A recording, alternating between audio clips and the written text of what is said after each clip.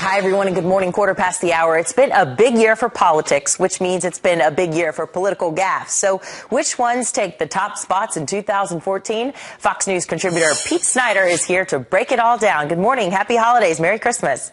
Merry Christmas, Anna. All right, let's take a look at number one here. Iowa's Democratic Senator Tom Harkin comparing Joni Ernst to Taylor Swift. Listen. Joni Ernst, she's really attractive. And she sounds nice. Well, I got to thinking about that. I don't care if he's as good looking as Taylor Swift or as nice as Mr. Rogers. But if she votes like Michelle Bachmann, she's wrong for the state of Iowa. I wonder if he's wishing he could shake it off right now. What'd you think of this? Well, look, haters gonna hate, but I don't even think T. Swift could have imagined that this liberal lion would go on a sexist screed against someone who was a Iraq war vet and a sitting state senator. He blew this one. All right, up next we have Democrat Bruce Braley calling Senator Chuck Grassley just a farmer. Listen to this one. If you help me win this race, you may have someone with your background, your experience, your voice, or you might have a farmer from Iowa who never went to law school, never practiced law, serving as the next chair of the Senate Judiciary Committee. Well, it's a common profession, and people like the common folk. Was this a mistake? And look, the Hawkeye State is first in the nation for caucuses, but it was also ground zero in 2014 for foot and mouth disease. I mean, this blew it for Braley. He never really recovered after this early gaffe. Well, at least it's Bruce Braley and not Bruce Bailey that we heard over and over and over again. The way that race turned out, Joni Ernst taking 52%, Bruce Braley 43%. Up next, our number three gaffe, Democrat John Faust attacks opponent Barbara Comstock with this remark. I'll go ahead and read this for you. In her mind, creating jobs means giving tax benefits to special interests and the super wealthy.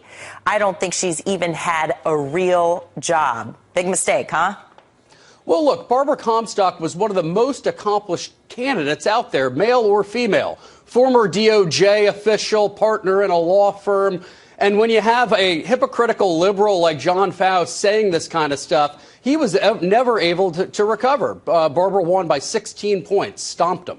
All right. And number four, Democrat Allison Lundergan Grimes. We all remember this. Avoiding the question about President Obama. Did you vote for him? Did you not? Listen.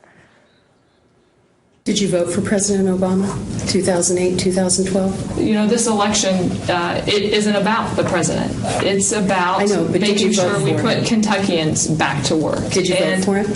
I was actually in 08 a delegate for Hillary Clinton, and I think that Kentuckians know I'm a Clinton Democrat through and through. I respect the sanctity of the ballot box. And I'm not going to tell you, Nana Nana Boo Boo, she could never get away from it, could she? This one was particularly painful. Anna, when you're the sitting nominee for Senate of your party, people assume that you took one for the home team and voted for your sitting Democratic president. This was an absolute unforced error, and even Chuck Todd said that this disqualified Grimes from the Senate. Yeah, and you talked at the top about foot and mouth disease. This seems to happen a lot to our Vice President, Joe Biden. Which one was his biggest gaffe? Let's take a look at his best moments. In terms of bad loans that were these Shylocks who took advantage of these women and men. I stopped in Singapore to meet with a guy named Lee Kuan Yew, who most foreign policy experts around the world say is the wisest man in the Orient. General Dempsey's assessment about using ground troops if necessary. Determine that based on how the effort goes. Our allies in the region were our largest problem in Syria. The Turks were great friends, the Saudis, the Emiratis, etc. Ooh, so which one takes the cake? Uncle Joe is the gift that keeps on giving for gaffes. We're going to call these awards the Bidens in future years. But it was Joe Biden being a single-handed weapon of mass destruction against our allies like Turkey when he blamed them for getting the JV team of ISIS on the scoreboard.